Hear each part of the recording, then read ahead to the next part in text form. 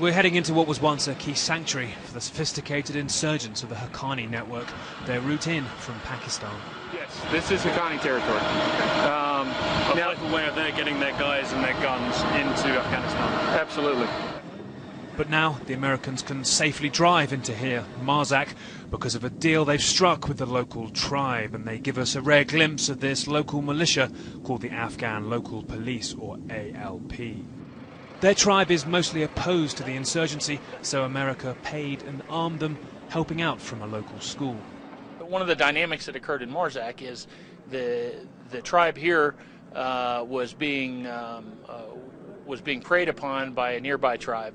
The nearby tribe had a much greater support from the Taliban. They could come over here and they had the weapons and everything else to extract resources from this tribe. By this tribe siding with the government of Afghanistan, now that gives them the capability to defend their own turf. Since that deal, the locals have had it quiet, but peace in Afghanistan is never that simple. On the 26th of March nearby, a member of this ALP shot dead an American, Staff Sergeant William Wilson, before being shot dead himself. Colonel Taylor believes the Taliban persuaded the gunman to do it. Loyalties and power here are complex. The first head of the ALP was fired. The tribe that sided with the Americans clearly also has some insurgents in it. But despite these setbacks, the Americans think it's safe for them to leave the school and Marzak. They'll only return occasionally now to this new base, named after their fallen colleague. Much has changed, but as much could now change back. In the past, behind me a year ago, things were very different. The insurgency had a large encampment there and were in fact using the same school in the village as their headquarters.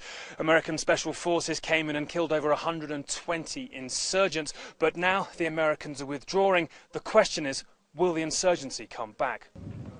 Villagers do warmly welcome the Americans, who hope the elders here will equally trust the Afghan government once they've left.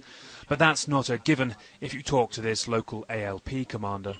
I know it's true sometimes the government is corrupt and they're stealing.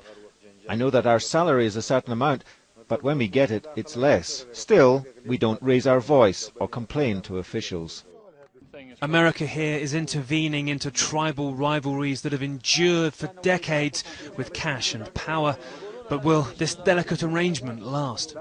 This deal is fine for a short-term solution, so you guys can leave, but in the long term, you're effectively just weighing up another side with a few more weapons and then let them fight it out in the years ahead.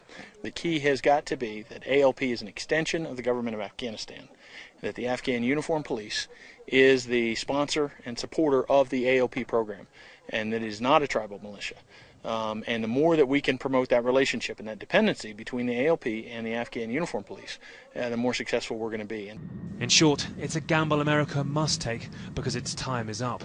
And this frontline village will, in the summer ahead, learn if its future lies in its own hands, with rival tribes and warlords, or with a resurgent Taliban. Nick Payton-Walsh, CNN, Paktika Province, Afghanistan.